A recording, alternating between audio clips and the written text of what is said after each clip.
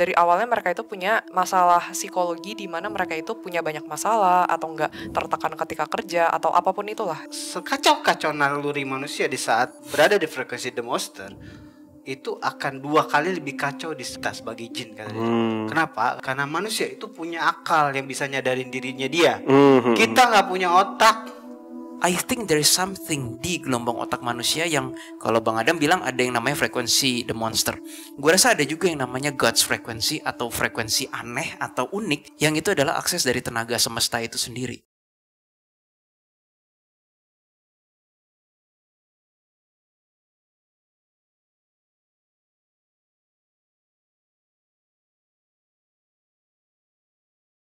Halo semuanya, selamat datang di Detektif Astral menguak hal misterius dengan cara khusus. Kembali lagi bersama kita tim Detektif Astral. Masih ada Bro Willy, ada Jesslyn, Bang Adam, Anjay, dan ada Aileen. Dan gue bawa di sini dan kita hari ini akan mengkontenkan portal ya. Hari ini portal, makanya tadi bercanda-bercanda. Sebenarnya sebelum konten ini kita juga bercanda-bercanda sih, apalagi Bang Adam. Enggak, udah tadi gue diem aja.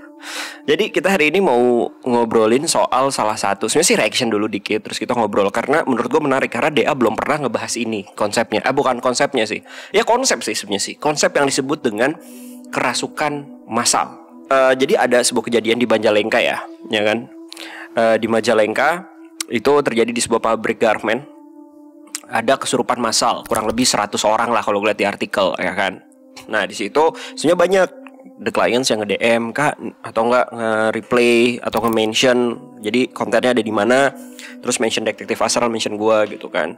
Ya sebenarnya sih tadinya mau jadiin short konten ya, tapi gue pikir menarik juga nih. Kira-kira dari sudut pandang DA tentang kesurupan massal tuh kayak gimana ya, atau kerasukan massal kayak gimana ya gitu kan. Karena bisa dibilang kerasukan massal itu tuh udah banyak ahli-ahli psikologi sudah memecahkan atau menteorikan tentang kesurupan massal itu. Nah, tapi kalau dari sudut pandang supernatural, khususnya sudut supernatural DA, kayak gimana sih? Nah, mari kita saksikan di konten kita kali ini ya.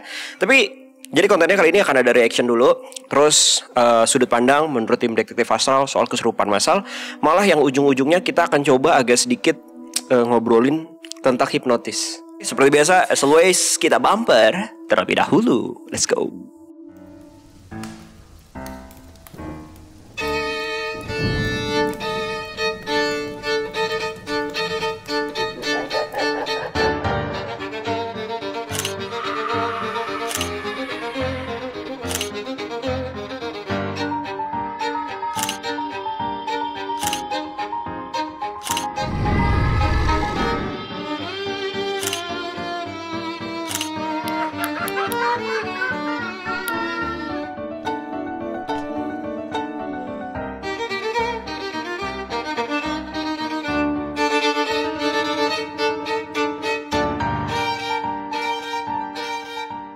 Tapi kalau yang dari video yang kalian lihat lah ya, pokoknya ini ada videonya lah ya nih di sini. Kurang lebih kalian pasti udah ngeliat di TikTok atau Reels-nya ataupun di short gitu kan tentang kejadian ini. Nah, kalau kalian lihat, nih kita bedah kasus dulu lah, bedah kasus ya kan. Bedah kasus dari kejadian yang asli di Majalengka. Kalau kalian lihat di situ, tanggapan kalian seperti apa sih? Coba silakan, seperti siapa yang lebih dahulu? Jesselyn dulu deh kalau kayak gitu, silakan Jess. Oke, dari yang udah aku terawang, tadi kan sekilas kan memang ada beberapa video yang nge-spot orang-orang pada kesurupan dan nge-spot di dalam gedungnya gitu kan. Nah, memang aku ngerasa di beberapa spot di dalam gedung itu ada beberapa eksistensi. Entitas ya?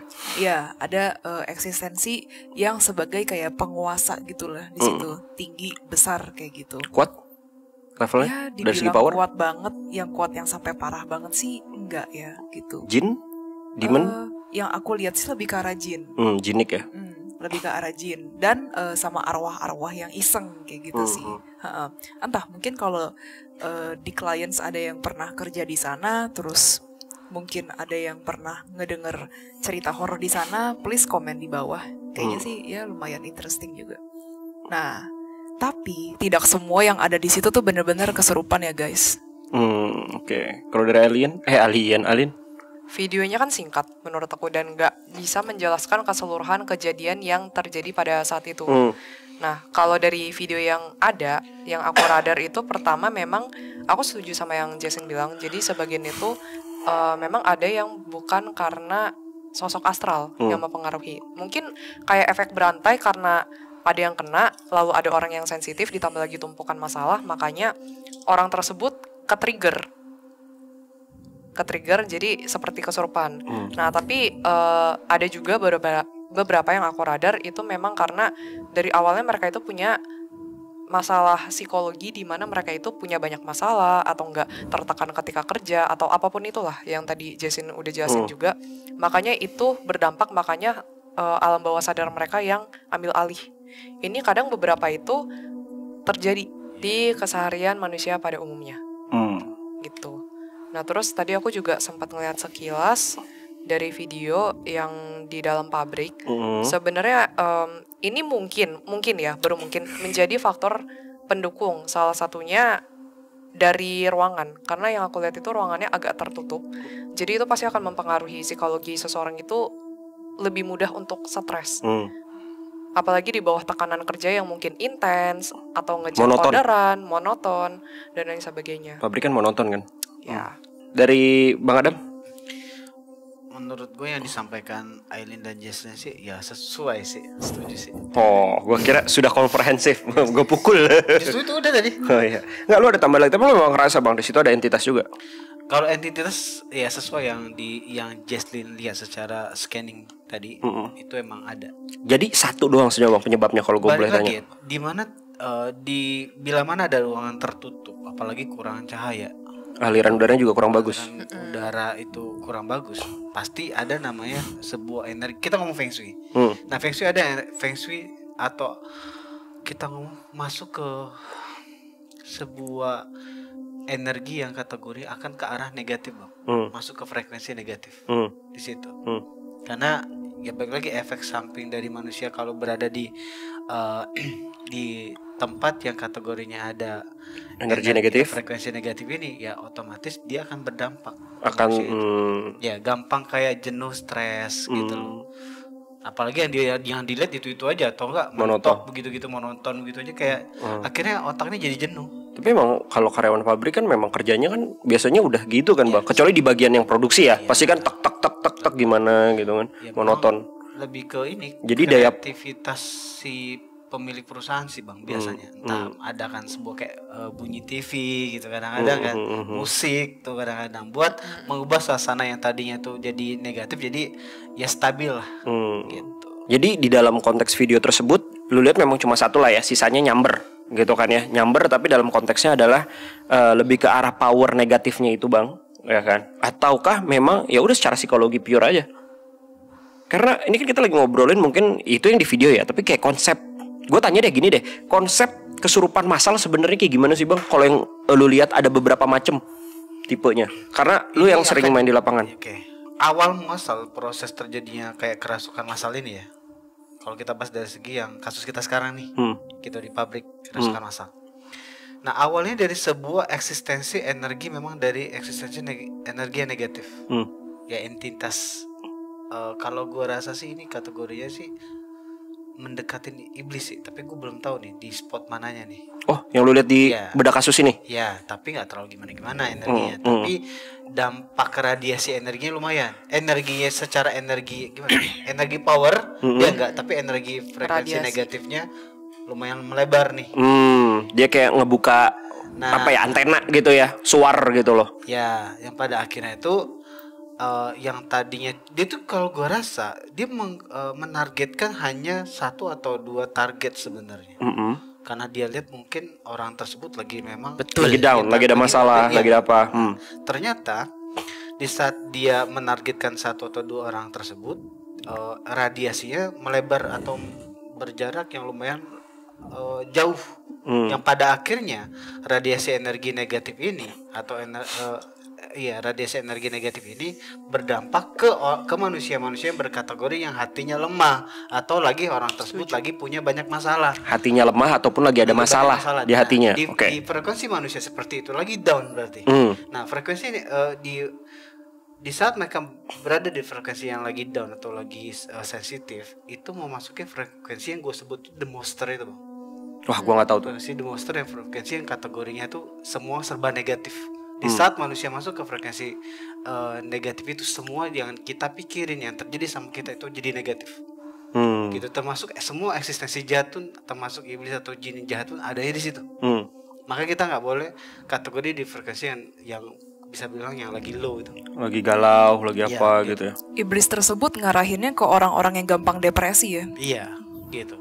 Jadi nah, jeleknya frekuensi the monster ini dampaknya lumayan lumayan kuat buat orang yang lemah mental atau dalam kondisi punya gangguan psikologis nih. Akan berdampak banget bang, yaitu kondisi kayak kerasukan tuh ya sebenarnya kerasukan yang terjadi kerasukan masalah yang terjadi di kasus ini sebenarnya ada dua. Satu yang secara memang ada dia punya psikologis permasalahan psikologis, akhirnya permasalahan tuh kayak keluar gitu loh, meledak pada akhirnya karena tersugesti nggak sih? Terradiasi. Iya, terradiasi. namanya radiasi. Ya bukan tersugesti ya, terradiasi energinya. Kalau cuma lihat doang nggak mungkin tapi ada radiasi energi bang. Oke. Gitu loh. Boleh gue potong dikit nggak bang? Karena ini nyambung dengan yang tadi, baru lu boleh nebelin lagi.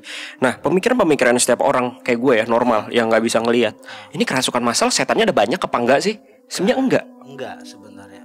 Energi radiasinya yang negatifnya yang terlalu meluas, yang pada akhirnya berdampak ke orang-orang yang punya masalah psikologis plus lemah mental atau yang juga sensitif tadi. Oke. Gitu. Yang pada akhirnya orang tersebut yang kalau memang dia ada kasus kerasukan, tapi sebenarnya bukan kerasukan, lebih tepatnya gangguan mentalnya keluar.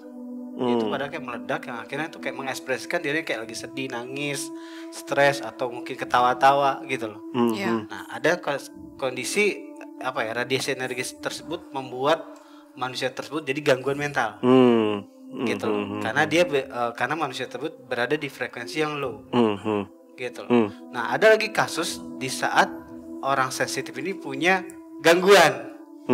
Nah, dia terradiasi juga nih. Di saat dia terradiasi dan kena sensitifnya dia, otomatis sensitifnya aktif. Nah, di situ pada akhirnya si jin ini atau ya gangguan ini mendominasi dong energi ini. Karena makin kuat yang di belakang ini. Ya, pada akhirnya kayak dia mengalahkan dominasi kesadarannya dia, akhirnya yang keluar ini ya yang gangguannya itu. Oke.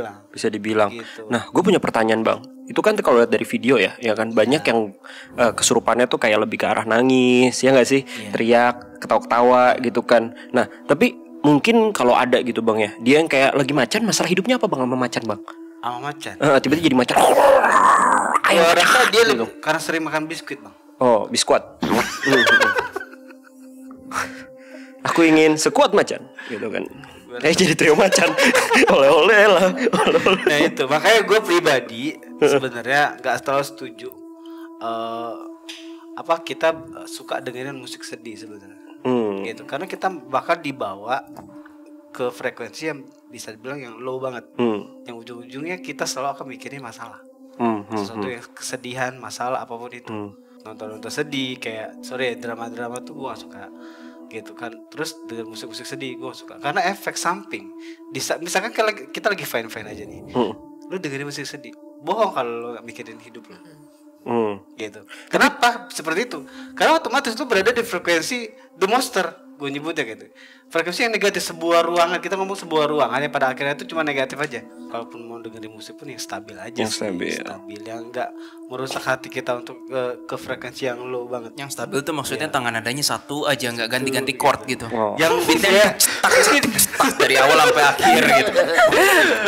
Kalau kan ada sol semua. Sol.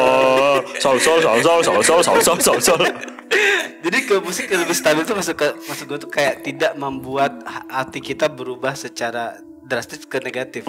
Tapi tetap hati kita berada di frekuensi yang stabil, yang kayak kita tenang ataupun senang. Oh iya. Sedih. Tapi balik lagi kalau gitu tergantung in personnya dong, ya kan? In personnya, karena kayak gue sendiri ini gue serius nggak bercanda. Tapi kadang-kadang malah gue lebih ngerasa tenang ketika gue habis kerja nih capek, ya kan? Dari kesana kesini meeting MC, relaksasi gue adalah dengerin lagu yang liriknya apa dulu, nadanya apa. Kita kan nggak semua bisa menyamakan lagu itu masuk ke ranah The Monster itu. Iya. Untungnya gue adalah tipikal pendengar musik tanpa menghafalkan lirik. Sama.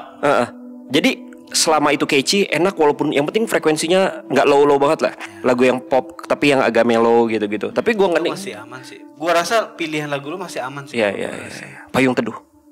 Gitu. Ada lagu-lagu yang buat gue tuh yang kayak jujur kayak lagu Naruto nih. Naruto yang judul musiknya Wibu keluar lagi. Sadness and Sorrow kalau nggak salah. Pasti ada yang tahu. Oh, aku tahu. Nah, itu bahaya banget. Yang mana sih? Gue refnya. Ta ta ta ta ta ta ta ta. Itu kalau gua dengerin itu bang, otak gua pasti langsung ke frekuensi lo itu. Gua nggak mau. Termasuk tiba-tiba nggak dengerin itu gua tutup kuping loh. Termasuk Gloomy Sunday dan lain-lain kali ya. Iya sih itu. Jadi kayak lebih hati-hatilah denger musik, jangan ngeracunin apa ya. Hati atau jiwa kita untuk jadi yang berada di frekuensi yang low banget. Jadi kebiasaan galau time itu mendengarkan musik sambil menyerapi kesedihan itu nggak bagus ya sebenarnya bang ya. Lo akan sebentar gini, ini versi gua ya, versi gua versi gua berhadapan sama Tuhan gua. Gitu ya. Ini boleh dicontohkan sama kalian. Mungkin pernah kedengaran dalam sebuah agama dilarang musik. Kalau gua kan ngebedah, apa gua dibedah. Kenapa? Gitu kan. Kenapa? Satu.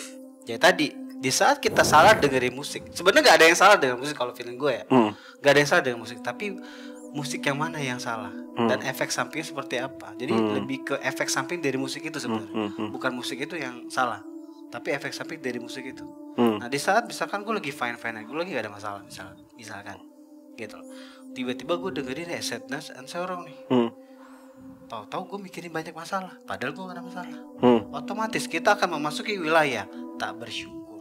Nah ini yang ditentang sama Tuhan. Oke, paham. Satu nih, masuk nih.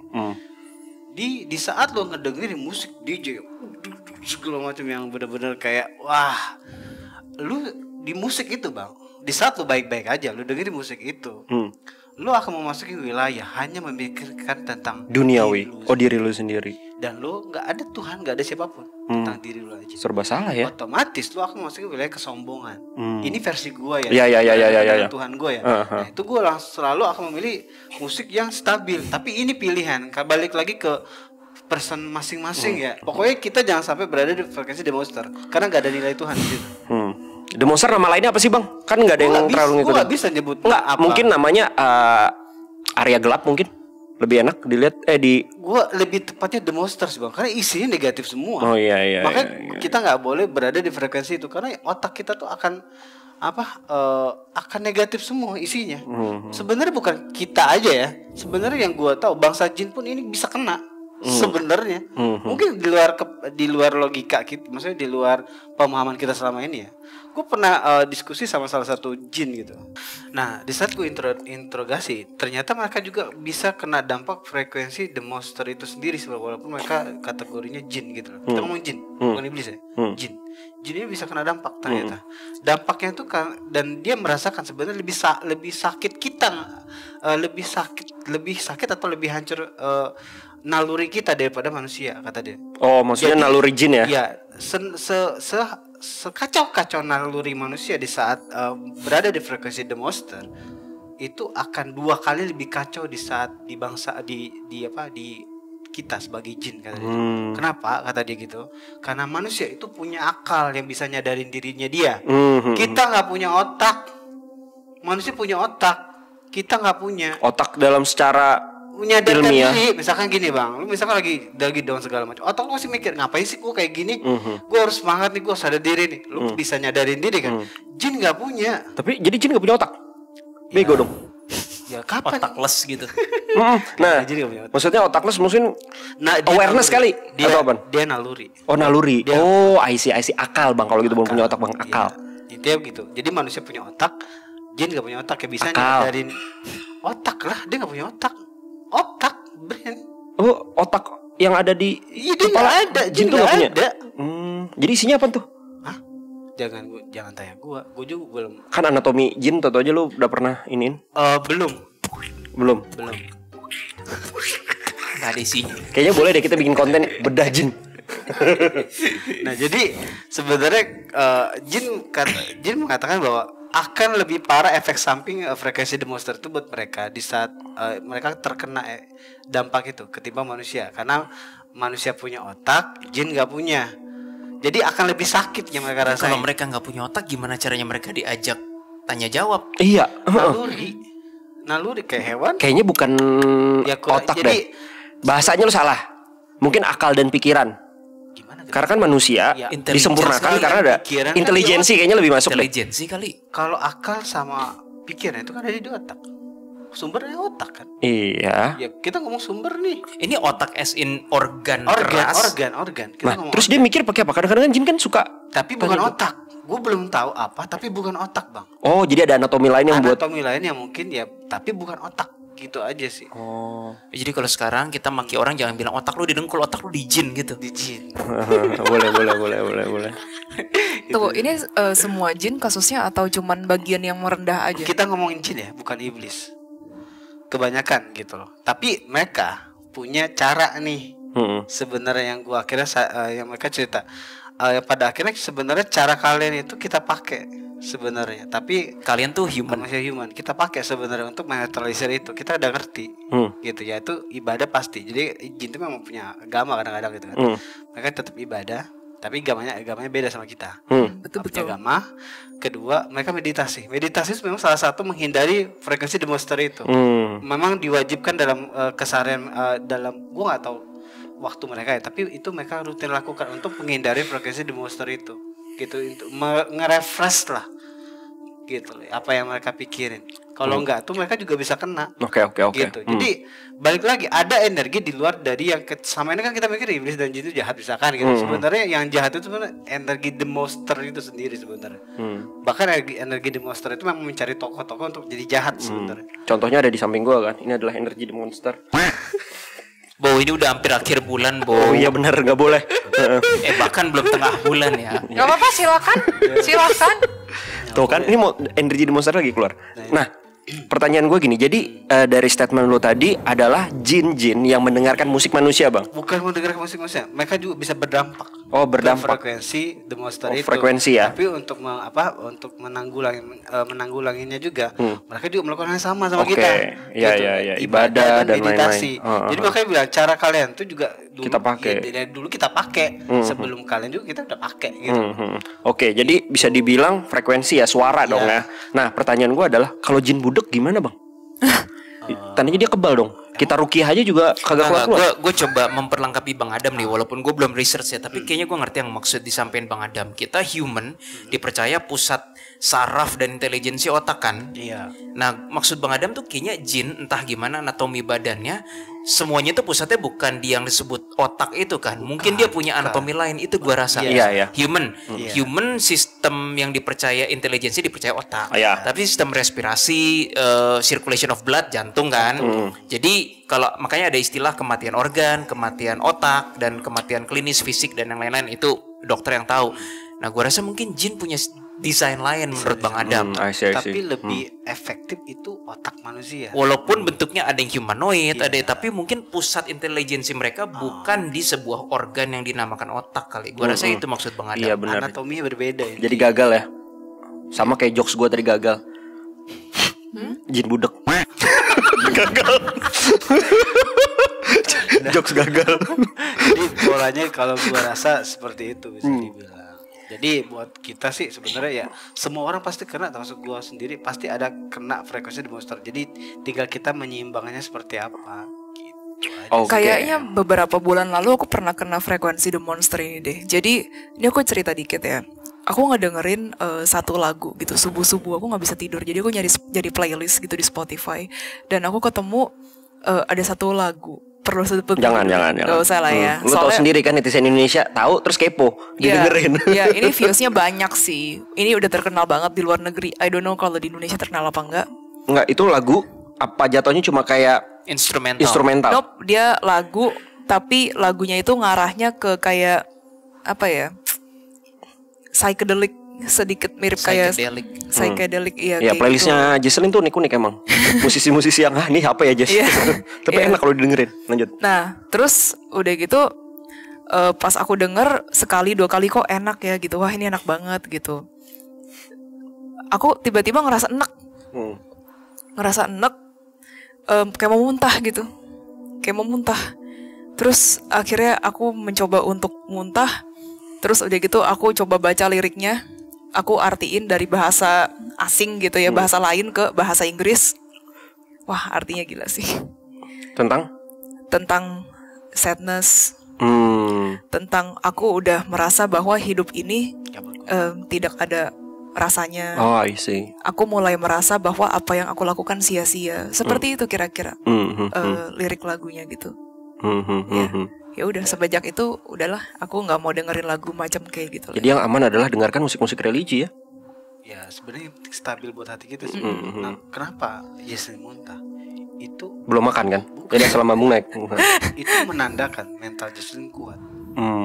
Oh gitu. Iya. Oh. Muntah sebenarnya di saat ada sesuatu Yang aneh. energi. Energi. Mungkin kita di saat ada suatu energi mau masuk kita, atau kita memasuki sebuah energi negatif, di saat bawah sadar kita kuat, mental kita kuat, itu akan bereaksi. Kayak ada radarnya gitu ya? Atau kayak kayak gimana gitu. Ada alarm lah. Itu alarm, berarti mental dia kuat di situ. Polanya ada tapi kalau orang mentalnya lemah, dia langsung lemes. Menikmati gitu. Menikmati, toto tidur, terus stres gitu kan. Terus atau tisu banyak gitu. Tisu banyak nangis ya. Jangan nangis. mikir negatif ya. Makanya guys, aku kan udah saranin dengerin musik klasik aja. Waduh, aman. Tapi enggak. Tapi gue suka sama playlistnya Bro Will yang lagunya des trak. Yes. Itu Roxanne itu. Enggak, bukan. Tapi itu apa dan musiknya kayak rockside Bang.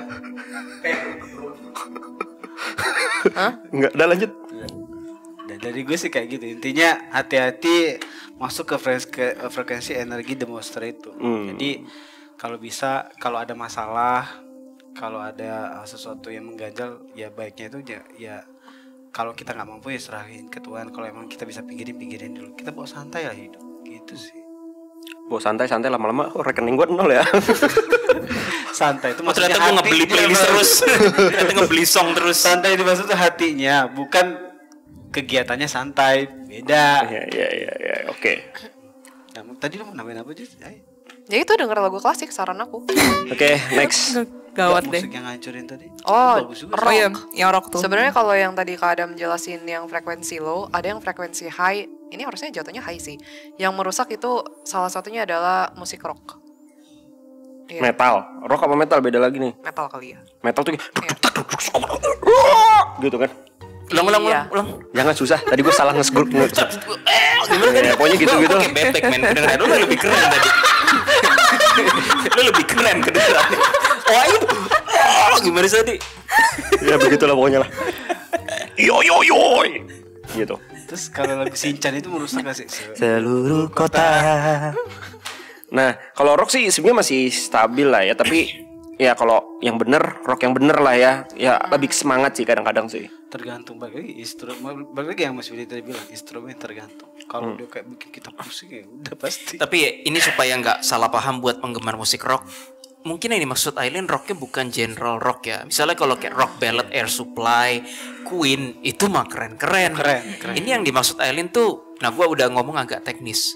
Musik yang desibelnya kenceng, terus frekuensi yang dipenuhin tuh sekitar dari 1000 Hz sampai 4000 Hz. Itu adalah frekuensi tersensitif di kuping human. Yang lu cukup sedikit aja udah kesel kita. Maksudnya kayak udah terganggu. Nah, lu bayangin kalau dengerin musik yang desibelnya keras, sound pressure levelnya keras, udah gitu yang di boost cuma frekuensi 1000 sampai 4000, pengang kuping men. Itu memancing kemarahan sih. Sayangnya orang-orang sering mengidentifikasi itu dengan rock, padahal ada yang disebut dengan musik metal, ada yang disebut dengan nu metal. Linkin Park kan metal, tapi kan nggak berarti kita dengerin itu Linkin masih Park itu aman. negatif kan. Nah, ini gue rasa musik-musik yang benar-benar udah nggak jelas, yang liriknya nggak jelas, ataupun kalau jelas mengandung negativity dan yang lain-lain. Pokoknya anything yang desibelnya kenceng, terus frekuensi 1000 sampai 4000 di tweak, udah dah, itu destruktif musiknya. Oke, habis ini kita ganti thumbnail ya. Ngobrolin soal musik, bukan kesurupan massal. Tulis kesurupan massal, coret musik. Karena kita anak musik.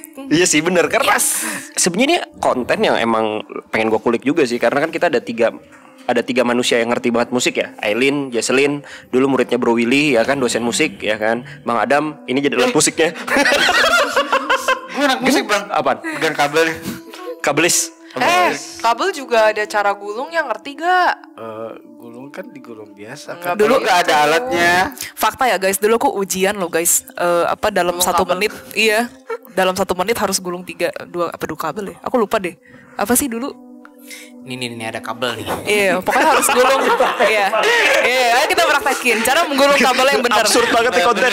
Oke, gimana? Oke, ini cara menggulung kabel ya guys. Jadi ini tuh nggak cuman kabel speaker atau kabel instrumen doang ya. Kabel apapun. Iya, kabel apapun itu. Jadi kabel chargeran yang ada di rumah, pokoknya segalanya. Pertama kayak gini. Yang kedua, itu ngambil dari sini terus begini. Tada. Intinya alternating, Iya. bergantian. Terus gulung sama biasa. begini lagi. Terus begini. Ini kabelnya nggak rapi nih. 1 hour later. Dan akhirnya seperti itulah guys ya. Ya, kira-kira begitu. Udah cukup ya. Nih gua tambahin kenapa? Karena orang kalau gulung kabel begini nih. Ya, itu Gini, enggak banget ya. Ya Jangan kan? ya. This is the worst way untuk menggulung kabel. Nggak akan awet kabel ya. Satu nggak akan awet. Kedua, ini kalau di studio yang ini Berantakan. biang kerok kusut. Yes. Ini kalau dilempar karena kabel gue bagus jadi dia langsung nggak kusut. Tapi kalau kabelnya jelek, itu kalau kabelnya jelek itu akan ribet kusut. Nah bayangin kalau di studio kita kerja dengan puluhan kabel kan time consuming banget. Iya. Itu doang sih prinsip. Iya. Oke. Tapi kalau soal menggulung kabel jodoh gimana bang? Iya, ini lagi keriting kabel. Jadi abis ini anak DA latihan gulung kabel ya? Nggak ada konsep belajar gulung. Oke. Jodoh sih, Bang. Lanjut.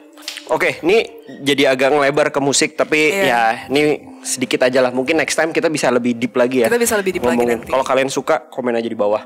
Kayak dong kak buat konten tentang ngebedah lagi frekuensi gitu. Ya mungkin karena ada Bro Willy yang dosen musik bisa lebih ya pakarnya lah ya kan secara logikanya masuk. Oke lanjut kita masuk ke ranah kesurupan lagi. Itu kan tadi kan beda kasus dari kesurupan massal. Gue mau nanya ke Bang Adam. Bang, kalau kesurupan massal yang lu pernah alamin, karena lu kan di lapangan udah lebih lama nih, lu pernah ngeliat gak sih bang kesurupan massal langsung? Iya, 3 orang sih.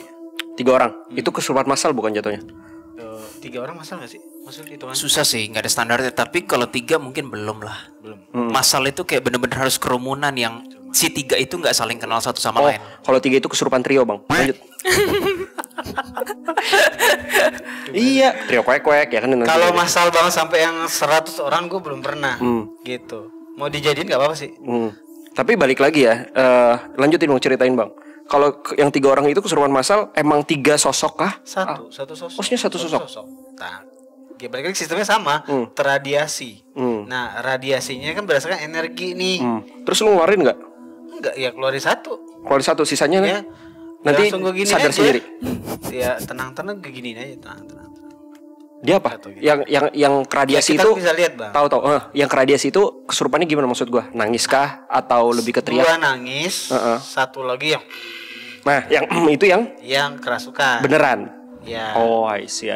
Kita bisa bedain secara ekspresi apa? Ekspresi wajah. Bukan ekspresi wajah, tapi kita ngomong apa ya? Mengekspresikan Oke. tubuhnya dia gimana? Nah, pertanyaan gua ada nggak kemungkinan nggak ini menurut tim dia aja ya? Kayak konsep kesurupan massal tapi memang entitasnya juga banyak juga. Bisa kayak gitu nggak? Kayaknya enggak. Ingat ini menurut gue ya, dari sekian banyak penelitian DA dari kasus, biasanya sumbernya cuma 1 atau 2 itu berradiasi, dan kadang-kadang bahkan ada unsur non supranaturalnya juga. Sebagai contoh Jonestown, ada unsur gansnya kan, ya kan.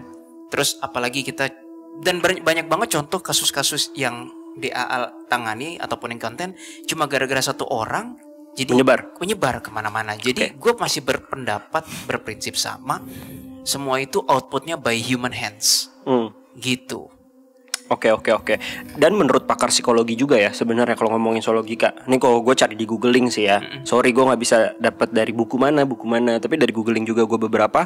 Memang pakar psikologi pun juga menyatakan, membuat statement bahwa kesurupan massal itu memang berawal dari psikologis si korban sebenarnya. Akhirnya menyebar. Namanya gue lupa apa gitu. Nah mungkin Bro Willy dari segi teori gimana Bro Will? I'm not a psycholog, tapi gue memang sempat baca. Jadi psikologi itu ada banyak cabangnya. Ada yang psikologi pribadi atau apa, please correct me if I'm wrong. Tapi ada juga yang namanya psikologi sosial. Nah, ada juga dari psikologi sosial itu cabangnya disebut psikologi kerumunan atau psikologi massa. Cuma nama lain. Ya tokoh yang gue terkenal kalau nggak salah Freud, Sigmund Freud ya. Itu di psikologi yang lain juga ada. Ya ada teori-teorinya, tapi gue lebih pengen menekankan radiasi. Daripada ngomongin teori, kita ambil contoh. Misalnya, kalau, dan ini gue juga dapat dari bokap gue, berlaku di setiap konteks baik demonstrasi, kesurupan massal, ataupun tindakan anarkis, Bo. Jadi let's say misalnya demonstrasi di Jakarta tuh yang sering banget di Tugu Selamat Datang kan. Ketika lagi berkumpul gitu, itu Tugu Selamat Datang kan bener kan? Yang di Bundaran HI itu, ya Tamrin itu kan. Itu coba kalau misalnya lagi berkumpul terus orang teriak manjat, pasti banyak yang berani manjat. 1 aja manjat, 2 manjat, 3 manjat, ya syukur-syukur nggak ada yang jatuh ya. Tapi coba tengah malam nggak ada yang bergerombol, coba panjat 1 orang itu, belum tentu mau, karena efek radiasi energi dan teriakan dari psikologi massa itu. Begitu pula dengan demonstrasi. Itu kan demo kan? Dengan tindakan anarkis. Belum ada yang lempar bom molotov atau belum ada apapun yang melakukan pengusakan. 1 aja, 2 aja. Makanya itu yang disebut dengan provokator kan. Mulai aja, udah mulai semua. Nah balik lagi sekarang ke masalah kesurupan. Feeling gue ini cuma 1 atau 2 ya Dam ya, 1 atau 2 yang bener-bener kesurupan. Yang lain itu ngerasa ngikut gitu loh. Ditambah ada problem hidup kan Bo. Nah gue pengen menjawab kenapa pertanyaannya kadang-kadang ada yang kayak ngerasa jadi macan. Ini penari. Ada yang gitu kan. Ada yang jadi ular. Mungkin dulu cita-citanya dulu pengen jadi macan, kalau penari gitu. Tidak, menurut gue ini ada hubungannya dengan kultur masyarakat Indonesia. Kalau kejadian yang sama mungkin ditempatkan di negara lain, misalnya Amerika Latin atau yang tingkat kriminalitasnya tinggi ya, itu belum tentu jadi kesurupan massal, anarkis massal. Berhubungan dengan kultur dan situasi ekonomi atau pokoknya kultur dan situasi ekonomi masyarakat itu.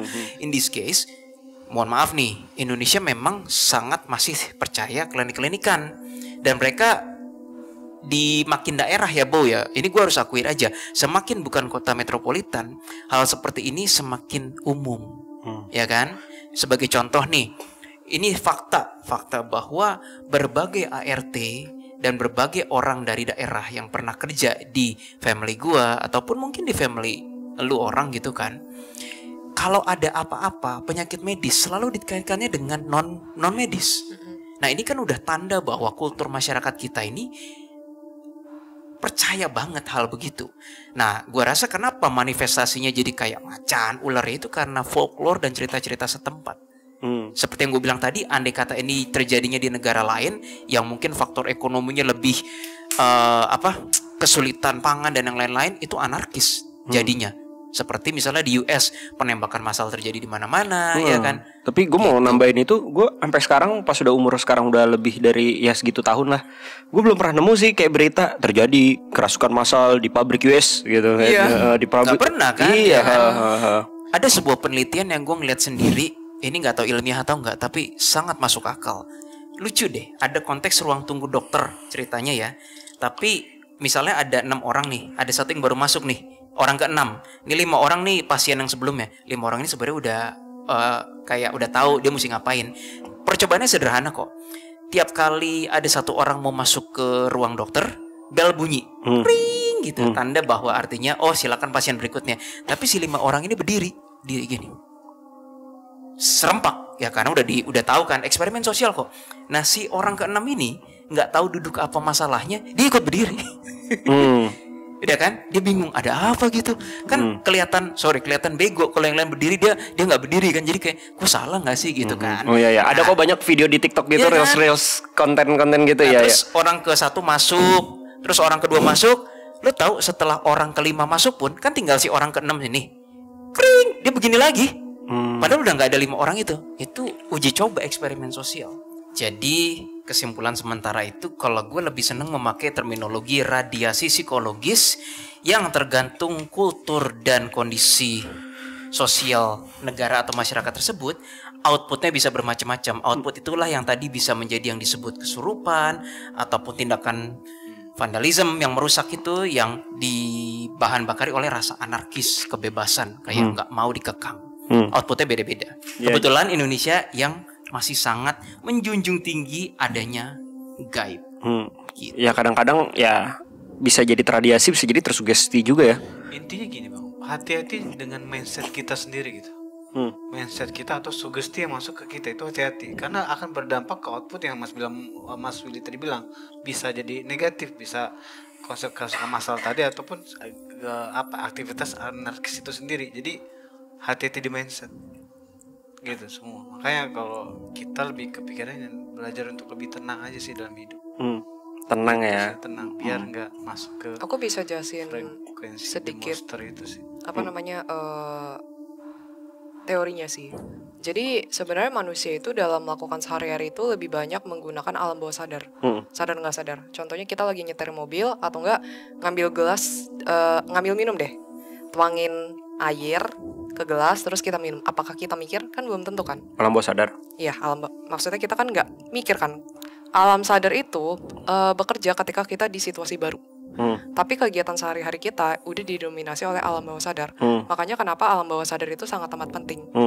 Nah, yang tadi Kak Adam bilang dengan mindset, itu sedikit banyak sebenarnya memasukkan mindset itu ke dalam alam bawah sadar kita. Afirmasi. Ya, betul. Makanya itu kenapa sangat amat berbahaya dan penting menurut aku. Dari mindset itu akan mengubah dari karakter orang, dari perilaku dan banyak hal lah. Nah itu. Tapi kalau ngomongin soal tersugesti ya, ya kan, sugesti itu kan masuk lagi ke ranah hipnosis, ya kan. Jadi panjang nih kalau kita ngebahas hipnosis. Sure. Oke. Nah, apakah ini juga, gue pengen nanya sih kalau ngomongin hipnosis ya. Hipnosis itu termasuk supranatural atau emang ilmu sains? Apakah dua cabang? Ada yang sains, Gue yang jawab ya. ada yang supranatural. Metodenya dalam melaksanakan itu murni psikologis dan scientific. Sebenarnya nggak bisa dibilang scientific karena sains tidak mengakui adanya hipnosis. Sains buat apa? Untungnya hipnosis buat dunia sains apa? Jadi sorry, I'll take it back. Metodenya bukan supernatural, tetapi kadang-kadang outputnya bisa terkesan supernatural. Itu pernyataan gue. Oke. Mungkin ada yang lain, Bang Adam pelaku hipnosis. Lu kan dulu suka hipnosis di itu kan, di halte-halte bus. Tuh kan, jatuh. Itu hipnotis. Ya hipnotis sama hipnosis sama. Emang sama? Sama. Itu bahasa Beda Inggris bahasa satu lagi bahasa Indonesia. Gimana Bang kalau menurut lu Bang? Hipnosis dari sudut pandang memang secara, ya gua kan pernah belajar hipnosis juga ya. Hipnotis dan hipnoterapi lah. Yang pertanyaan ke Mas Willy tadi sama. Ke gua, iya sama. Jadi buat tergantung sudut pandang lu, dari sudut pandang mana bang sebenarnya. Sebenarnya buat gue sih semua dari sudut pandang, nggak ada yang salah sebenarnya. Buat gue ya. Jadi ada dua cabang atau memang saling bertumpukan? Sebenarnya bisa saling bertumpukan, bisa dua cabang. Bentuk dua cabang tergantung sudut pandang mana aja. Dan tergantung lu belajarnya juga. Iya. Contohnya kan ada gendam. Gendut Adam. Gendut. Nah, polanya di situ kalau gue. Karena balik lagi, kita harus sadar bang, kita memang manusia dan manusia itu punya keterbatasan di luar dari manusia itu sendiri yang bisa kita nilai, yang bisa kita ketahui. Pasti ada di luar yang kita nggak ketahui gitu. Kita ngomong Tuhan itu sendiri lah. Kita tahu banget bentuknya. kan? Kita cuma bisa ngerasa doang gitu ya. Jadi manusia itu punya keterbatasan tentang pengetahuan. Gitu. Ada yang pasti kita nggak ketahui. Jadi hati-hatinya di situ. Jadi balik lagi, tergantung sudut pandang, gak ada yang salah. Bisa berkategori, bisa dibagi dua, bisa selaras ya tergantung sebenarnya. Gue nanya kalau kayak gitu karena ya mungkin dari cerita yang gue kan kenal Bang Adam juga udah lama ya. Nah dulu tuh dia belajar hipnosis ya kan, hipnotis lah. Ya sama ya kan. Nah lu pernah bilang juga ada yang memang bisa pakai power, dalam artian gue nggak tahu tuh powernya apa, mungkin bisa lu jelasin nanti. Itu lebih dapet ama yang jatuhnya secara keilmuan lah, ya kan, psikologis gitu loh. Ya kayak telepon, bukan ya telepon penipuan kan banyak kayak gitu kita kan. ngomong pelaku berarti ya. Pelaku yang melakukan hipnosis. Oh iya. Ya. Sebenarnya beda dari segi efek samping dari pelaku itu sendiri aja, Bang. Kalau dia memang nggak ada power dari segi apa? Kita ngomong pelaku A ya. Pelaku A ini dia hanya tahu dan bisa hipnosis. Itu biasanya banyak pasti ada segi sering gagal dan nggak akan bisa jadi hipnoterapi karena dia nggak ada bakat. Gitu loh. Beda di outputnya aja sebenarnya. Nah, kalau ada si B, pelaku yang bisa dia bisa hipnosis, dia juga ngerti teori hipnosis, tapi dia juga punya power apa tadi kita ngomongin Mas Willy? Apaan? Power mental ya. Mental apa jiwa? Iya, power mental atau jiwa sadar. yang kuat. Efek bawah sampingnya enggak. Efek sampingnya itu dia akan lebih ngerti kondisinya gitu loh. Akan lebih bisa pro lah kalau gua rasa. Jadi beda output aja sih. Jadi bukan pakai kodam-kodaman gitu enggak? Ya itu kan balik lagi ya ke mindset orang itu, mau dia pakai kodam ke energi apa ya, sebenarnya balik lagi ke sebenarnya dominasi yang terbesar ya power energi jiwa itu sendiri. Bisa mendominasi apa enggak? Dan enggak setiap orang itu juga bisa hipnosis dan juga terhipnosis. Ya, semua. Ya kayak gua dulu kan mempelajari ilmu hipnoterapi sampai gua ikut segala macem ini ya kan mempelajari DATB, delta, alpha, theta, beta ya kan. Lu mau termasuk hipnosis karena itu masuk ke marketing juga cuy, kepake. Ketika lu membuat sebuah campaign ya contohnya golden time kalau lu ngiklan itu di jam-jam 7, jam 6, jam 5. Kenapa? Karena orang-orang istirahat di rumah, nonton nyalain TV. Ini zaman dulu ya. Nyalain TV ya kan. Nah, di situ tuh lu ngerasa enggak sih ada iklan yang looping doang? Mastin good. Lama-lama jadinya masuk kan ke alam bawah sadar lu. Jadi lama-lama akhirnya jadi awareness-nya akan naik gitu kan, sampai gimana jatuhnya AIDA ya kan, awareness, interest, desire, action gitu kan, sampai akhirnya lu desire sampai ke tahap lu akhirnya action tuh pembelian produk gitu kan, karena lu akan terhipnosis terus gitu tiap sore itu terus. Nah sama mungkin konsepnya ya gue mempelajari itu secara hipnotis juga, ujung-ujungnya nggak ada yang berhasil sih gue hipnosis orang yang ada malah ketawa gitu kan, lu ngapain sih bu gitu kan. Nah kebalikannya juga gue dihipnotis sama yang ahlinya udah punya, dia tuh banyak banget tuh kan, ada ituannya ya, ada gelar-gelarnya ya, CMH lah, apalah, inilah, wah gede ikut udah pelatihan segala macam lah, udah master gitu kan. Gue dihipnosis nggak bisa, dihipnotis nggak bisa. Mungkin kalau hipnoterapi ya kan, ya gue mengiyakan aja sebenarnya gitu. Tanya kan. dong, tim dia ada yang gampang dihipnotis gitu? Nggak ada sih. Oh, nah kalau kayak gitu setiap orang ada gimana bang? Menurut lo orang-orang mana aja yang gampang terhipnotis? Lo pernah hipnosis diri sendiri gak sebenarnya? Hypnoself. Self. Kalau gue pernah, itu gue lebih sering. ke arah meditasi. What's the point gue hypnosis myself? Berarti Lu nggak bisa gini. Lu berharap lu mau ngadalin pikiran lu yang adalah pikiran lu sendiri, nggak bisa, nggak mungkin. Gue mau coba hipnosis. Gue pikir gue doang nih, coba hipnosis diri sendiri. Yang ada gue tidur ternyata. Tapi emang gitu bang, tapi emang gitu. Ini kalau pelajaran. Tapi bukan ke hipnosis ya, tapi Ketiduran. Efek kami jadi tidur sebenarnya. Tapi bener, itulah efek hypnoself. Hypnoself itu atau hypnotherapy self ke diri sendiri, itu memang paling bagus sebelum tidur. Jadi gue mempelajarinya akhirnya dari sekian yang gue pelajarin, yang gue bayar ya kan istilah untuk ikut kelas-kelas hipnosis gitu kan. Yang paling kepake hypnoself dan itu works for me gitu kan. Jadi lu memberikan afirmasi-afirmasi sebelum tidur sampai akhirnya terlelap. Kenapa? Karena ketika di gelombang frekuensi alfa ya kan menuju ke theta itu kan tidur gitu kan. Itu adalah titik di mana afirmasi itu akan gampang masuk ke alam bawah sadar. Contohnya ya kan, gue harus menjadi manusia produktif, gue harus jadi manusia produktif. Lama-lama ketika lu lagi udah berhari, ini nggak bisa sehari doang ya, lu harus ada intensitas di dalamnya. Ketika ada intensitas di dalamnya ya kan, lu akan jadi ketika lu lagi malas-malesan, lu akan keinget anjing, hari ini gue nggak produktif ah, gitu loh. Jadi itu loh yang membawa alam bawah sadar. Kalau sebatas itu sih bisa, tapi untuk hipnotis aku adalah macan. Ya. Kita sepakat ya, nggak ada ya. Nggak ada. Jadi bener feeling nggak bisa. Tapi bisa, gue nonton iklan biskuit, makan biskuit, tenaga macan, gitu Gue kayak. juga gitu, gue ngerasa kayak oke nggak bisa.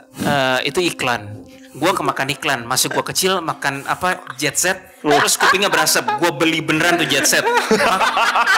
Gua tanya mah kupingnya berasap nggak gitu. Lu terhipnotis tandanya sama iklan. Lu pasti nontonnya pas pagi-pagi, lu baru bangun tidur, terus nyetel Doraemon sambil masih ileran di mana-mana. Lu belum stabil frekuensi lu. Jet set. Aduh. Tapi ya kayak gitulah ya kan. Nah, maksud gue kenapa gue tanya ke hipnosis sendiri, ya balik lagi banyak orang-orang yang bertanya hipnosis itu juga kan banyak yang lebih ke arah mentalis gitu kan, kayak istilahnya ya kayak sulap lah. Lu kan pesulap bang, katanya dulu bang. Gue boleh jujur. Sebenarnya orang tuh bisa belajar hipnosis bang, cuman bagusnya itu banyakin praktek ketimbang teori. Itu yang benar. Lu banyak teori nggak akan bisa. Bang, gue udah banyak praktek bang, yang ada pada ketawa sama temen gue.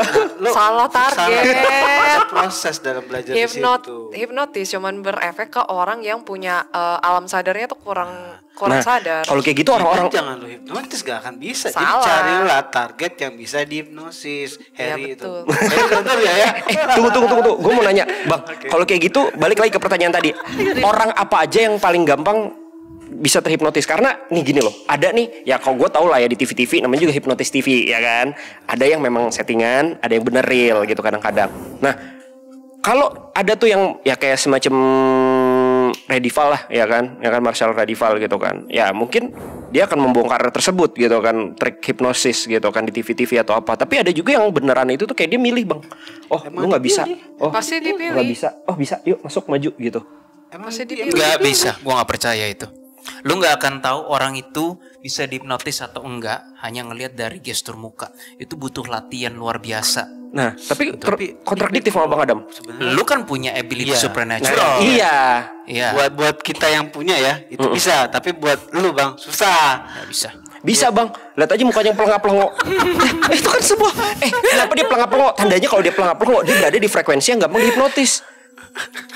It's all about Lu bisa baca gestur tubuh nggak? Nah, kalau kayak yang wah, lu nggak bisa dihipnotis. Nah, ini kelihatan nih. Enggak.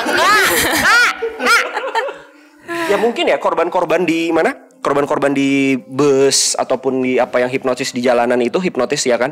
Banyak wah nih gue kena hipnotis gendam. Bisa jadi sebenarnya bukan hipnotis tapi memang trik aja gitu loh. Trik psikologi yang ngebuat lu panik, lu bingung, akhirnya bisa kecopet. Itu dulu trik. Kalau sekarang threat.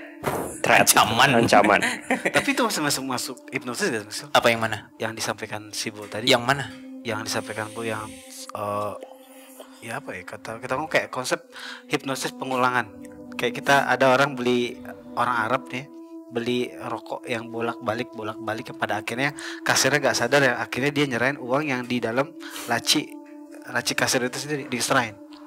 Jadi lu pernah belajar ini kan? Enggak, gue belajar hipnosisnya untuk healing, pengobatan. Oh, gue yang salah berarti. Enggak, itu enggak bang, kalau itu bisa bang, tapi lebih ke arah karena udah terlalu karena sudah terjadi, ya kan? Dia jadi lengah, awarenessnya dia jadi rendah. Karena kayak gini loh, ketika udah sering kan lama-lama kan apa ya jatuhnya sih dinding pertahanan lo untuk aware jadi udah rendah. Oh dia udah sering. Sama ketika lu udah berteman sama orang, ya kan, lu nggak sadar kalau lu ditipu sama dia sebenarnya. Anjing gue jadi curhat. Kayak gitu aja, intinya kan trust. Jadi ya, kayak dinding. Ya judulnya simple sih. Lu ketipu bego. Itu cuma gitu. Enggak, itu ya. Jadi target si penghipnosis untuk orang-orang yang sebenarnya lemah mental sih. Udah gitu doang. Ya benar. Gitu. Lemah mental ya, garis bawah. Garis besarnya aja ya lemah mental gitu. Cuma ada yang tipe orang kadang gampang bingung, atau kadang ada yang takutan, atau ada yang grogian. Nah, ya semua bagian dari lemah mental itu sih. Bener, karena kalau gue sebagai MC ya, ini gue pengalaman gue sebagai MC. Karena kenapa gue mempelajari hipnosis juga ternyata kepake juga di dalam gue public speaking gitu kan. Gimana caranya lu control the crowd, anjay. Nah, control the crowd ini adalah lu tuh sebenarnya kalau nge-MC control the crowd. Kerumunan. Pakai R ya, pakai R. Kontrolnya pakai R. Control. Oke. Ribet. Ketahuan kan yang bokep siapa? Nah, ketika gue mempelajari itu, kalau lu kemakan energi dari penonton, ya kan, atau lu kelelap sama energi penonton, lu akan nggak akan dapat juga energi tersebut gitu kan. Gimana caranya lu lebih ke menghipnotis masyarakat nih, public speaking lu itu tuh untuk kayak attach ke lu gitu loh. Nah itu tuh ada juga di dalam dunia public speaking juga gitu loh. Entah lu melakukan speaking dulu di awal, ataukah lu harus kayak gimana gitu kan. Intinya lu jangan sampai kalah mental sama penonton. Nah mungkin ilmu-ilmu kayak gitu pun ya kepake juga gitu kan, ketika lu untuk hipnosis diri lu sendiri atau kita lagi tampil di luar panggung gitu kan. Di luar panggung, di atas panggung, di luar panggung jadi penonton, kalau nggak jadi kru. Ya kayak gitulah poinnya. Nah balik lagi ke kesurupan massal inilah ya kan, back to the topic. Jadi kesurupan massal ini nggak ada sangkut pautnya dengan ini ya, dengan hipnotis juga ya. Apa ada lanjut lagi dari hipnotis mungkin Bro Willy? Oh, pertanyaan. Kan DA ini kalau nggak salah pernah juga klien kan ya. Lu menghipnosis untuk lebih ke arah mengingat masa lampau, kehidupan kelampaunya. Ingat gak sih? Atau itu kayak gimana? Mungkin bisa dijelasin. Wah, itu namanya past life regressions. Itu sih nggak sesimpel yang lu pikir. Itu dan gak setiap manusia bisa, nggak setiap orang bisa jadi kalau subjek. Dia bersedia dia bisa. Oh, intinya kalau dia ya? nggak bersedia nggak bisa. Nah, biasanya makanya gue dengan klien, memang waktu itu gue pernah jadi hipnoterapis certified QHHT, Quantum Healing Hypnosis Technique, walaupun gue cuma level 1 ya practitioner-nya. Tapi setidaknya gue udah mencicipi, ini jangan dianggap sombong ya, walaupun cuma 60 orang yang gue hipnosis, tapi gue cukup happy dengan input itu dan apa yang gue pelajarin gitu. 60 orang itu nggak serta-merta datang janji jam 2 siang berbaring terus ya nggak bisa, Bo. Sebelum dia berbaring di tempat hipnosis itu, gue harus tanya dulu pandangan dia mengenai kehidupan gimana, mengenai Tuhan gimana, mengenai hipnosis ini yang lu expect apa. Semua harus tahu dulu gue. Salah satu salah satu faktor penting di hipnosis itu adalah pikiran si pasien tidak bisa memprediksi apa yang akan terjadi selanjutnya. That's why self-hypnosis doesn't work. Karena kita mau ngadalin pikiran kita sendiri yang notabene kita udah tahu abis ini mau ngapain. Kecuali kalau kita dengerin rekaman hipnosis, itu lain. Karena kan kita nggak tahu rekaman detik ke 1, 2, 3, 5, 7, 10 kan nggak tahu apa. Jadi kita bisa kerasa, oh ini belum. Jadi kayak emang ada efeknya. Tapi kalau kita pakai mulut sendiri, hari ini gue mau mencari, itu bullshit menurut gue. Itu kalau kita udah tahu kita mau ngomong apa, ngadalin pikiran tuh nggak mungkin ngadalin pikiran. Balik lagi ke yang 60 orang tadi itu. Harus ada prosedurnya, baru setelah misalnya 2 jam ngomong, lama loh. Udah 2 jam ngomong baru dia berbaring. Dan ketika dia udah berbaring pun gue harus memakai tone-nya yang low. Bukan low, gue harus nyari tone gue yang memancing dia untuk turun ke gelombang theta. Gak boleh yang terlalu, disesuaikan lah. Misalnya gue tahu suara gue tuh bariton bukan bass kan. Dan gue harus make a good use of my baritone's voice. Gak terlalu intimidating, peaceful, tapi nggak terlalu commanding. Jadi gue hanya membawa si pasien yang gunain otak kanan. Contoh otak kanan itu adalah imaginatif. Semua tapi semua pernyataan dan pertanyaan yang tidak memancing critical thinking. Jadi gue misalnya tanya kayak, what do you see? Apa yang kamu lihat gitu kan. Terus dia bilang kayak, aku tidak tahu. Gue bilang, coba saja gitu. Apa yang kamu lihat? Misalnya dia bilang hitam. Terus habis dia bilang hitam, berat, kecil, nggak masuk akal kan? Nah, gue sebagai hipnoterapis nggak boleh mengatakan kayak bagaimana mungkin hitam tapi berat, kecil. Oh, otak kiri dia langsung aktif, udah bubar, dia keluar dari trance, keluar dari gelombang theta. Jadi gue harus ngikutin terus tuh hitam, besar, kecil. Terus gue misalnya nanya, apakah kamu berasa jauh, dekat dari itu? Itu semua mancing otak kanan semua. By the time udah 5 menit, 10 menit, gue ngamatin fisiologi si pasien tersebut. Biasanya ada tanda-tandanya, entah mungkin otot kerutannya makin rileks, terus keluar air mata, terus tangannya makin rileks banget kelihatan, terus nafasnya jadi dalam banget. Itu tanda-tanda dia udah mulai masuk trance. Itu hipnosis tuh. Yang prosedurnya panjang, prosesnya panjang, outputnya ada yang supranatural. Kaget gua. Ada. Sebagai contoh, tadi kan pertanyaan lu kan di nggak tahu berapa menit lalu, supernatural atau enggak sih? Sekali lagi gue tekankan, prosedurnya, prosesnya itu enggak supernatural, tapi outputnya ada yang supernatural. Dari 60 orang itu ada 1 atau 2 pasiennya yang mohon maaf PSK beneran. Pasien ini dibawa oleh cowoknya. Gue tidak tahu cewek ini PSK. Pokoknya intinya prosedural berjalan dengan bagus, Bow. Malamnya gue ditelepon sama cowoknya. Will, lu apain cewek gue, katanya. Waduh, kenapa bro? Gue bilang, dia muntah-muntah sampai muntahnya, gue dikasih lihat fotonya kan kayak ada hitam-hitam, jijik banget. Kayak gue bilang kayak, kenapa? Terus gue tanya, lu sama dia pregnant gak? Kagak, katanya, udah dicek negatif kan. Tapi intinya dia muntah-muntah. Gue takut, gue pikir nanti gara-gara gue dituntut lagi ntar si ceweknya mati atau gimana kan. Long story short, seminggu kemudian ceweknya datang lagi ke gue. Dia bilang gini, Mas Willy, makasih ya pas hipnosis kemarin. Itu tuh aku berasa kayak badan aku tuh kayak dijahit benang, cik gitu. Terus dia kayak muntah, dia keluarin semua racun-racunnya. Dia baru ngaku bahwa dia itu PSK dan dia kayak gua rasa ngobat deh. atau gimana. Gue nggak tahu pas dia muntah itu apakah keluar semua obatnya atau enggak, gue nggak tahu. Tapi yang jelas gue tanya sama si cowoknya, bro, dia pernah nggak muntah-muntah kayak gitu selama beberapa minggu terakhir? Nggak pernah. Baru setelah dari gue, itu outputnya udah aneh. I didn't do anything. Gue bahkan nggak touch dia, nyentuh rambutnya aja enggak, gue jarak jauh kok. Tapi gue memang pakai instruksi hipnosis. Jarak jauh maksudnya by phone, by web? Di depan gue, dia lying down. Ya. Cowoknya nonton kok, ngawasin just in case gue ngapa-ngapain kan. Pokoknya semuanya direkam, audionya direkam kok, semuanya terekam, terdokumentasi. Tahu-tahu bisa begitu, itu outputnya supernatural. Dan si pasien yang cewek PSK ini bukanlah satu-satunya yang mengalami output supernatural. Ada yang pasien gue, mahasiswa gue dulu, yang dari tadinya kok sebelum hipnosis ini kram banget, itu kram langganan. Terus setelah dari bangun hipnosis ini hilang. Gue nggak bisa jelasin tuh kenapa. Gue nggak bisa jelasin. Menurut gue itu udah nggak masuk akal. Gimana caranya lu bisa nyembuhin sesuatu yang udah tahunan, tahu-tahu sembuh? Itu menurut gue udah supernatural sih. Gue bahkan nggak ngerti cara kerjanya. Itu totally hilang. Belakangan gue tanya lagi, kumat lagi. Tapi yang nggak mengubah fakta, kok bisa hilang selama berapa? Sebulan, 2 bulan? How is that possible gitu loh? Ya harus termaintain sih kalau kayak gitu. Nggak mungkin lu cuma berbaring terus hilang. Yang notabene tahunan lu berbaring tiap hari nggak hilang kok, ya kan? I think there is something di gelombang otak manusia yang kalau Bang Adam bilang ada yang namanya frekuensi the monster. Gue rasa ada juga yang namanya God's frequency atau frekuensi aneh atau unik, yang itu adalah akses dari tenaga semesta itu sendiri. Ya kita kemana-mana sih, tapi gue rasa waktu itu gue nggak sengaja metode QHHT itu tapping tuh mengakses ke gudang itu, yang pada gantiannya, pada gilirannya bisa menyembuhkan sampai batas tertentu si pasien itu. Dan 100% yang bisa diatasi bukan berhubungan dengan mikroorganisme. Biasanya berhubungan dengan yang kayak tadi tuh, metabolisme, perut, atau termasuk yang detoxification. Itu luar biasa sih. Nah kenapa gue udah gak melakukan itu lagi ya? Karena ada DA sekarang dan anomali. Gitu. Oke guys, The Clients. Panjang juga portal kita kali ini. Walaupun sebenarnya kita nggak sedetail apa gitu kan, tapi ini yang ngobrol-ngobrol kita soal, ya mungkin kan Bang Adam, Willy, Jesselyn, Aileen punya backgroundnya masing-masing dan pengalamannya masing-masing kan.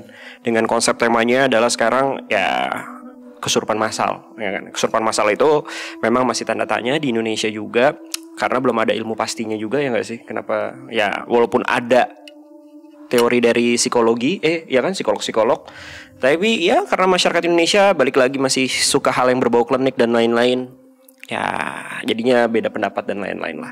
But it's okay. Tapi ini adalah sudut pandang mungkin dari tim DA. Mungkin ada kesimpulan dari tim DA yang lain. Sebenarnya bukan beda sih Bang, sebenarnya sama kita. Bahkan gue sama setuju banget sama Willy tadi barusan Bang. Selain memang ada energi di frekuensi the monster tadi, memang ada frekuensi yang gue nyebutnya sih the light gitu. Ada 2 sebenarnya, dan itu memang benar gitu. Tapi nggak gue bahas karena belum ranahnya. Ada 2 memang benar. Ya. Oke. Maksud gue bukan ke arah sana sih. Apa? Salah nangkep gue. Ya maksudnya kan dari how to penjelasannya beda-beda gitu loh. Ya kan Jesselyn tadi jago banget mempraktekkan kabelis gitu. Biasa aja. Sekali-sekali aku beli Jesselyn, bosan Aileen terus nanti gue gak gajian lagi. Sampai ada yang ke admin DA bilang, halo, ini Jesselyn, boleh tolong gulungin kabel satu company saya? Aduh. Lu tanggung jawab lu. Tapi dengan tenaga supernatural, waduh, mustahil sekali. Oke, dan dari yang lain mungkin tentang kesurupan masalah ini ada kesimpulan? Dari kita berempat sudah komprehensif ngomongnya. Sudah komprehensif. Tinggal disimpulkan aja. Mungkin kalau gue menyimpulkan, balik lagi ya, semuanya itu ada kondisinya masing-masing. Jadi tidak bisa membulatkan ini yes or no gitu kan ya. Harus ngeliat bedah kasus lagi ya kan, tempatnya seperti apa dan lain-lain. Tidak bisa melabeli oh ini kayak gimana, ini gimana gitu kan. Ya kurang lebih kayak gitulah ya. Ya semoga para penonton Detektif Astral di sini, The Clients ataupun penonton baru bisa lebih wise juga ya kan, dengan informasi yang dari kita. Mau percaya apa enggak ya it's okay, it's up to you ya kan. Tapi ini adalah sudut pandang yang bisa kita berikan kepada kalian semua ya. Jadi enggak semuanya mesti harus yang namanya dikaitkan dengan goib-goiban gitu kan ya. Walaupun ada banyak ya, kalian lihat sendiri lah. Sebenarnya bisa kok kayak orang biasa kita tuh untuk ngebantu mereka yang kesurupan masal. Pokoknya beda bang, goib dan penipuan ya. Goib, penipuan beda. Bohong beda juga tuh. Janganlah, penipuan tuh ada yang dirugikan. Kalau bohong nggak dirugikan. Jadi goib dan pembohongan. Nah, iya gitu. Jadi beda ya bang. Bintangnya nggak kebalik gitu. ya. Nah. Oke, nah jadi kurang lebih seperti itu. Tapi kalau poin yang gue ambil, mungkin gue mengambil kesimpulan ya, kalau kalian ingin terhindar dari hal-hal yang seperti itu, kalau kalian memang menyadari mental kalian lemah, yuk perkuat mental kalian. Ya kan, bener kata Bang Adam tadi mungkin di awal, banyakin frekuensi-frekuensi ketuhanan, ya kan, yang dimana kalian bisa lebih menjaga mental kalian, awareness kalian untuk terhindar dari frekuensi-frekuensi gelap ataupun the monster kalau kata Bang Adam, yang dimana membuat kalian terhindar dari sana dan tenang aja menjalani hidup. Bukannya mager ya, itu gua ya, itu salah, gua terlalu santai, tenang aja. Nah, ini contoh nggak baik.